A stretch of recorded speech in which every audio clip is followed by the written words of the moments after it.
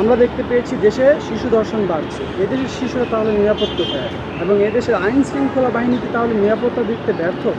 ধন্যবাদ আপনাকে। আপনারা উপলব্ধি করতেছেন পত্রপত্রিকা এবং নিউজের মাধ্যমে যে বাংলাদেশে শিশু ধর্ষণ বেড়েছে এবং আইন শৃঙ্খলা বাহিনী ব্যর্থতার কারণে এই শিশু ধর্ষণ বেড়েছে কিনা, এবং আমরা বাংলাদেশে যতটুকু এখন দেখতে পাচ্ছি বা কোর্ট কাছারিতে বা দেখতে পাচ্ছি, এই বাংলাদেশের বিভিন্ন অঞ্চলেই পত্রিকা খুললে আমরা দেখতে পাচ্ছি শিশু ধর্ষণ বাড়ছে এবং আইন শৃঙ্খলা বাহিনী ব্যর্থ হচ্ছে বলে বিভিন্ন ধরনের মন্তব্য বাড়ছে। আসলে রাষ্ট্র কী ব্যবস্থা গ্রহণ করবেন? স্টেট যদি আইন শৃঙ্খলা বাহিনীকে সিরিয়াস করতে পারেন এবং আইন শৃঙ্খলা বাহিনী যদি কঠিনভাবে পদক্ষেপ নিতে পারেন, তাহলে সেই দেশে কিন্তু অপরাধ বেশি বাড়তে পারে না। যদি অপরাধ বিজ্ঞানী বেকারিয়ার ভাষায় বলতে হয় যে কোনো দেশেই অপরাধ সম্পূর্ণভাবে নিরাময় করা সম্ভব না, তবে অপরাধকে নিয়ন্ত্রণ করা কিছুটা সম্ভব। একটি দেশে অপরাধ কখনই শেষ হয় না, তবে নিয়ন্ত্রণ করা সম্ভব হয়। কিন্তু বাংলাদেশের পরিস্থিতিতে আমরা দেখতে পাচ্ছি আজকে এই বাংলাদেশে আইন শৃঙ্খলা বাহিনীর অবনতির কারণেও বাংলাদেশে অপরাধের প্রবণতা বাড়ছে এবং অনেক ধর্ষণকারীরাও কিন্তু জেল থেকে বেরিয়ে যাচ্ছেন এবং অনেক ধর্ষণ করে এখনও ওপেন ঘুরছেন।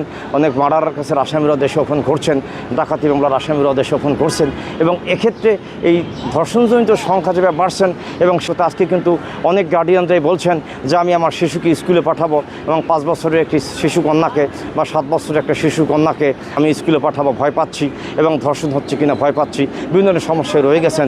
এক্ষেত্রে আমি মনে করি যে রাষ্ট্র ব্যবস্থায় যদি আইন শৃঙ্খলা বাহিনী কঠোর হস্তে দমন করেন এবং রাষ্ট্র যদি প্রয়োজনীয় ব্যবস্থা গ্রহণ করেন, সেক্ষেত্রে আইন শৃঙ্খলা বাহিনী কঠোর হইলে হয়তো বা ধর্ষণজনিত অবস্থান থেকে আমাদের দেশের নারীরা নিরাপদ কিছুটা পাইবেন। তবে সেক্ষেত্রে আরও বলতে হয় আইন প্রয়োগকারী যারা সংস্থা রয়েছেন, যেমন পুলিশ রয়েছেন বা আইন ইমপ্লিমেন্ট করেন অনারেবল কোর্ট রয়েছেন, সকল কিছুরই একটা সমন্বয় থাকা উচিত।